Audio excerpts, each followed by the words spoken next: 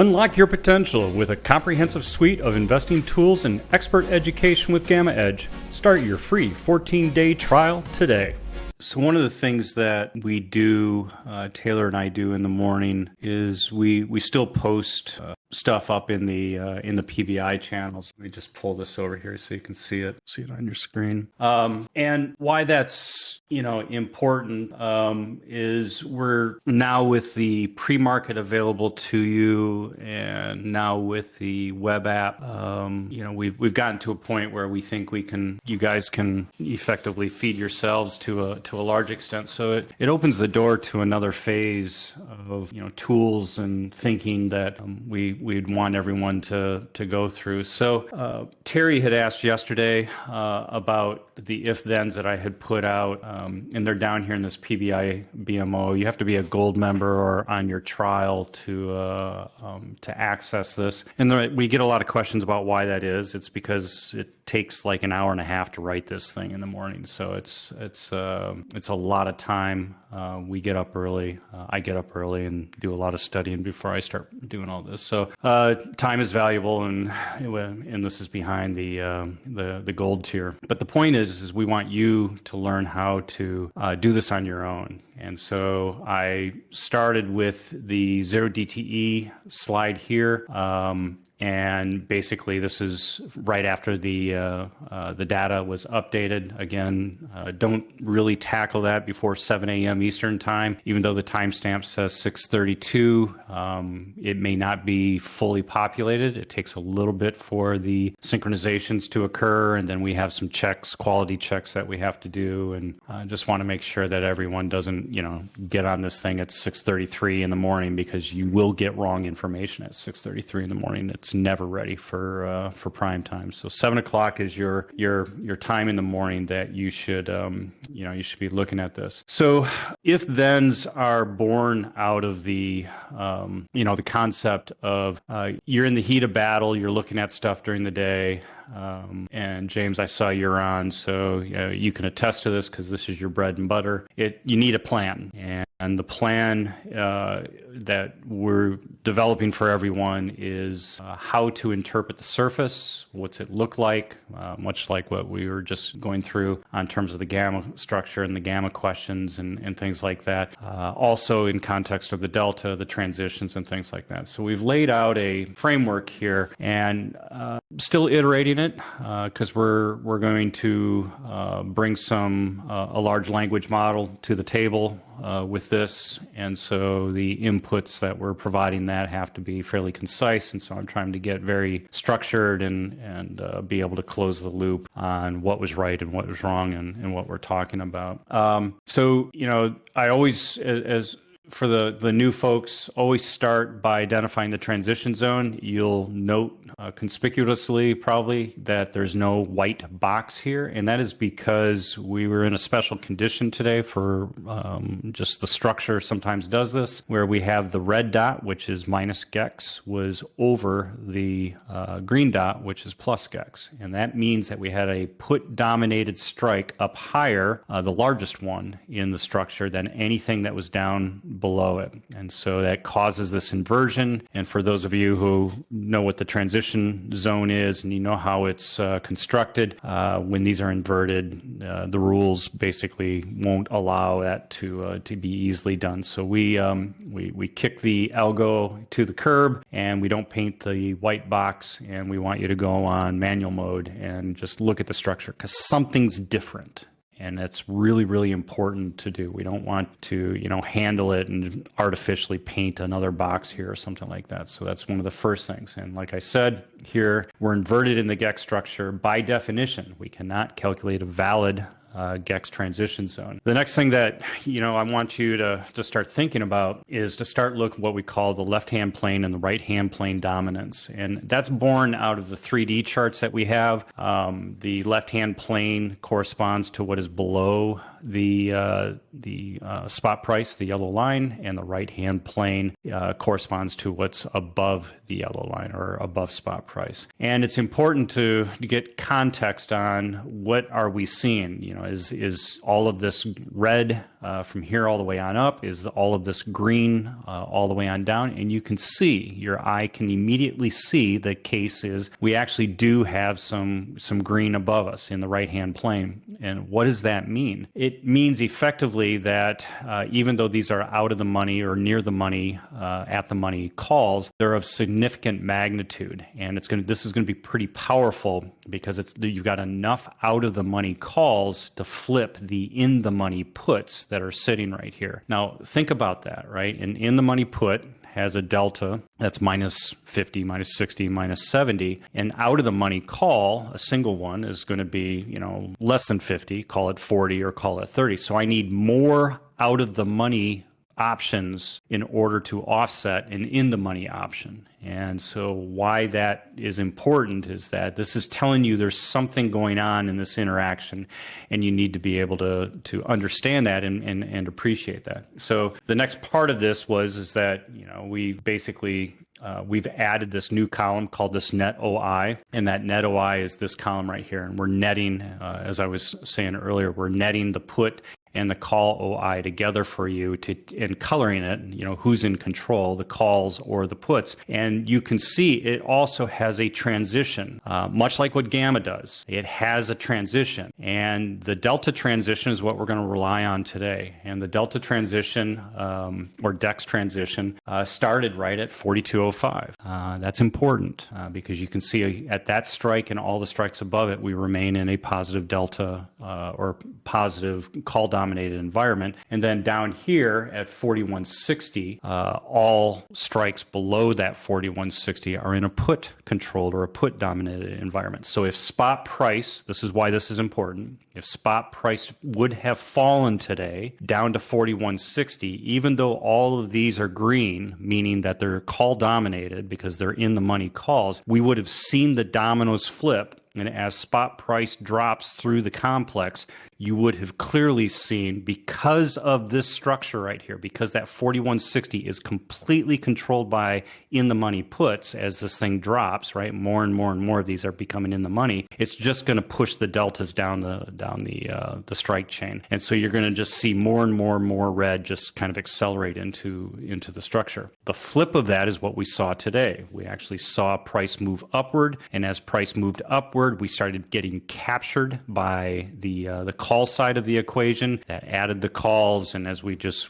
covered with the other question, we believe that was part of the pressure that we saw going up, in that we had some nice reactions in price, and that propelled us from that 4205 up through that 4220-25 zone. So that is part of the discussion that here is, identify where your put delta dominated and where your call delta dominated, and then I go through some discussion that I just verbally went through, and then check the GEX and the DEX alignment for transition. Now, what does that mean? So if we had a normal transition zone here, we would be looking to see where are we. Effectively, where is all the call dominated gamma? Where does that start at, and does it start at the same strike level as the delta would, and the same thing to the downside? And as it turns out, it would have if we didn't have this little funkiness going on right here at 4200. But you can basically see that above 4205, we've got positive gamma, positive deltas that would be evident there, and then right here at this 4160. Once we got down to 41, just below this little area right here, would have been the same thing, and we would have had that negative delta and negative GEX sitting right there. So they would have aligned. We don't always have that, and I would urge everyone to go back in time and look at that. Now, what's the importance of that? When those structures are aligned, we believe that as spot price moves above and below those levels, you're going to get captured by whoever's in control in the 0 DTE. And depending on where you are in the time of day, you're going to start nailing the coffin shut. So if you're going down, more and more effectively, more and more puts are going in the money. You're losing calls in that particular case.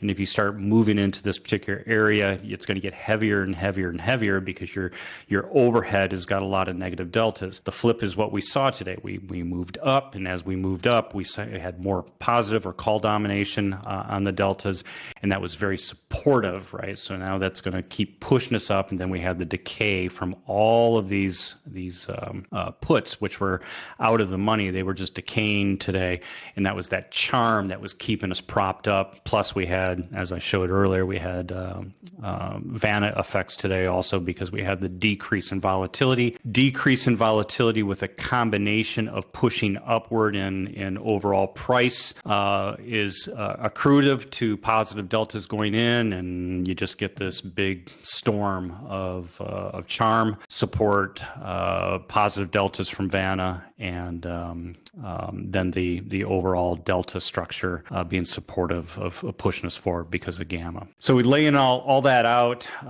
explained a little bit more of that, identify the key gamma strikes, and we get a lot of questions on this. There's the channel that everyone seems to like to go to recently is the end of day bold call channel. The traders that are there are taking their best guess at where we're going to end, what the nodes are, and things like that. One of the ways to isolate that is to start looking for, within the structure, start looking for the strike zones, both with respect to gamma and respect to delta, of where you could see some of those transitions. So let's look at those real quick so you can get an idea of how to train your eye to look for that.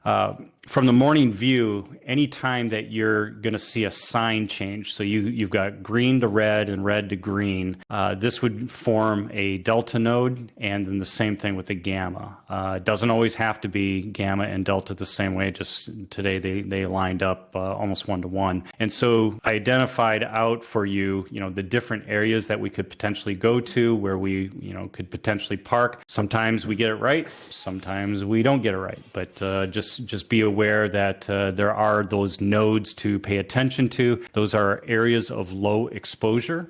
We see it often that the market likes to park. In fact, yesterday, if you go look at yesterday's data, we parked right up underneath the 4200 line, which was a gamma node yesterday. So it all fit. Whether it's coincidental or causal, we can't prove, but it is a low exposure area for dealers in context of both gamma exposure is very low because there's a zero there, and the same thing with the deltas. We got low exposure on deltas. If I were a dealer and I wanted to limit my overnight risk, I would love to park into a gamma node or a delta node. So identify those, just keep at those as a view, and I often spend my time in the morning looking for very low cost broken wing butterflies or something of the sort to place on those nodes, just as a lotto ticket. If I can pick something up for $5 or $10, I'll certainly do that. And then we go into the if-thens. The if-thens are, they take a lot of work. And as Terry and I were talking yesterday on voice, what you need to effectively start doing is, first of all, break the problem into two areas. The way I do it is I say, are we going up? What happens if we go up? And then what happens if we go down? And so the first part of what I start talking about is if we move through the DEX transition, noting again that there was no gamma transition today due to the inverted levels of 4205, then we move to the start of the call delta and call gamma domination at that strike. And that is exactly this level right here. And that's exactly what we saw. We opened right at whatever it was, 4202, 4203. We started here and we kept coming back to that particular area throughout the day. But the gamma and the delta node, very clean area above us, and you can see that the structure was very, very supportive. So that is kind of the line in the sand. I always look for, if we're going to go up, where do we need to get to for the bulls to start getting in control? And that's really what the first part of the if then is to start looking at. If we push higher than 4205 and can hold it, and the reason I say and hold it, time does play a component. We've been doing this long enough to say a test of 4210 then a rapid pullback is not good enough. We need to go to 4210 and we need to hold it, then 15 and hold it, or move with some conviction through these levels. And that's actually what we saw with some of that pricing change today. We saw a definite, playing around at 4205, and then we started pushing north. And I think that's very important for everyone to understand. We were digesting, trying to get our feet, what was going to happen. We were above that 4205 level, that DEX level, and then we started making that push up to 4210, 15, and 20, et cetera. So if we push higher than 4205 and can hold it, then we see 4220 as the short-term upside target. And this is exactly what materialized this morning. This is the Gamma Glob that I affectionately talk about. That's this glob of 4 adjacent strikes. Once you get captured into that and you're in a call-dominated environment, you get pulled upward in this if action continues to, success begets success. People see the price moving, they want to get on the bus, they start opening calls, they start doing things, and this is where value, we'll save this for a different time, but this is where the vol M, the vol D, and the vol U commands can help you understand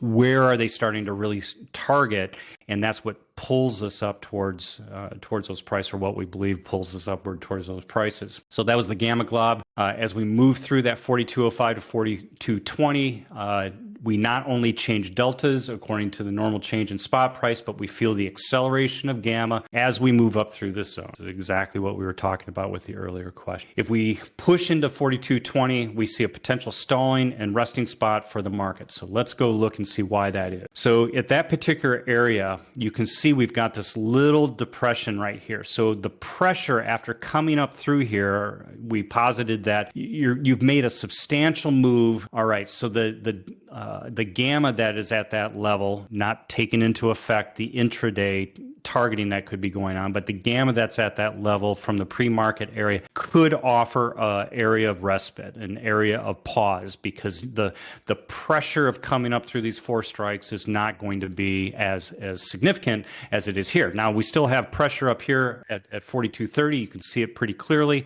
But we thought we would pause, and in fact, we actually did pause there for a little bit. Time of day may be important. If we're above this level in the afternoon, we will have significant support below us due to the ITM calls below us and the waning OTM puts below us, contributing to positive charm support. And that is exactly what we saw here today. We saw the waning, fading of these out-of-the-money puts. That's positive charm. We were way up in this area. These things had collapsed to zero, or were going towards that. A decaying put means it's going less negative, more positive. That means if it's making our book longer, the dealer's book shorter, and that's keeping us supported upward. That's how charm works in a decaying put. Plus, we were up in this area into the afternoon, so we had all of these in the money calls now contributing to the overall factor. So this is what is useful for you to do, because the next stage of this, once you start looking at how to, what's going to happen if we do these things, is how am I going to react? Where am I going to put my trades on? And so understanding what you would do at these actions, and that's going to be individual, and we're not doing that. This is how you would stitch together your plan, right? So if we push through 42.25 and hold it, then we see the potential to stall in the 35 area. That 35 area is because of what we talked about earlier. Even though, these are showing red deltas right now, remember, you're up in this area where you got a single expiry, you've got the net OI showing the calls, and now you're up here at this 42.30, 42.35 zone. The pressure relieves after the 42.30, and that's why we said we probably could stall in that 42.35. And I look here, we closed at 42.37. Again, causal or correlation, don't know, and frankly, don't care. It played out the way we were thinking it. Note this could be modified depending on where we see the vol D, vol M, and depending on the time of day, right? So later in the day, we could get alignment into the single day 1 DTE for tomorrow. And then we think the 0 DT COI of 4260, which is way up here, we thought that was a bridge too far. First of all, that's a lot of deltas to absorb and move up. Second of all, it's 1.5% up in a decreasing volatility environment where we've been running at about 0.6 to 0.9% daily. Getting up into this area, although it's possible it can happen, we thought that was a bridge too far, right? It's not out of the question. Certainly is possible, especially if we had a whole bunch of calls getting opened. But at the end of the day, very, very difficult to move a huge amount like that. Who knows, right? You don't know, we don't know, but we thought that was a little too far, especially given this type of structure where the pressure of the gamma, not taking into effect what the intraday trading that went on, but the pressure of the gamma at 4230 certainly was indicative of starting to stall out. And then that would be the upside. And then the other half of what you should be thinking about is what happens if we go to the downside. So I always pick up, what if this fails? What if we can't get to where we're captured by whatever would bring us into a positive world? How do we start doing something into the negative world, right? How are we going to take advantage? What are the sequencing effects that would need to happen if we drop, right? So if we fail to achieve the 4205, then it will be most likely the impact of that 4200 GEX level, and that it is put dominated. Now, this is important because if we did come up here and then we failed back through this, this now becomes an in-the-money put. And now we're adding a lot of negative deltas to the table. And depending on how the market reacts, this 4195 could have gotten blown out of the water. It was in this, this area where we're back forth, a gamma node, delta node, or gamma node, delta node, et cetera, and that could have pushed us down, right? So if we fail to maintain that 95 area, I was actually thinking when I was writing this morning that we could get pinned into that area again ahead of FOMC. Who knows? We may not move throughout the day. Just more noise. But if we drop through if we fail to maintain the 4195, which is the inverted P-trans level, then we see that call dominated strike start to erode, right? So now let's think about this, right? So if we move down through this area, if we fail to hold the 41, this is the dominant call strike of the day from the pre-market view. You are now kicking it to out of the money. So its charm is going to be against you. It's going to be decaying from a large positive value towards zero. That's removing deltas. So you've got this 4200, which you just created to go into the money. That's a put dominated strike. And you lost the 4195, which now is the most dominant call strike. And you have now just made it out of the money. So now you've got two double whammies, which are really going to put pressure on us and start forcing us down. Now, there's a lot of noise here. These are gamma nodes, and we could have just cycled back and forth, but I would open up to the 4175 as being that potential area. So that's why I said, we look at this 4175 area, because after you get through the noise, now you're hitting something that's pretty solid. And depending on how we react there, do we bounce off it because people start buying? The COTMP level was 4187, which would have put us right in this particular gamma node area. Would we start to see some monetization of those puts and then start to move back up? Who knows, right? I don't know, you don't know. But the case is, if that fell through, then this 4170, 75 opens up, and you can see how the rest of this is going, right? So we could fall through here as another gamma node. We could fall again, and now you see the pressure start to abate. But look over here at the magnitude of these puts and the fact that on the downside here, there's virtually no calls to really counterbalance here. So below 4160, the bears would have been in control today, and they could have run the table, because you can see we're moving down to 3-digit and 2-digit call levels here, and we have a tremendous amount of puts below us. So still well hedged, a lot of fuel to the downside, but it didn't materialize, right? So what could have become fuel for the fire actually became supportive as we play up here, because all of these things are, the charm of these things are collapsing from their negative deltas towards zero, which is effectively making our book longer, the dealer's book shorter, and all things considered adds, a buying pressure to the overall market. So that was a long, Terry, I know that was long, but I wanted to walk you through how I perceive, kind of breaking the problem apart. Start with the upside first is the way I do it. And then if you can't attain that upside level, whatever the level is that would make things work, then start from there and say what happens if we start coming backwards, because that would be the area, that rejection area to move in the direction upward. That rejection area is where you would want to identify to possibly go short.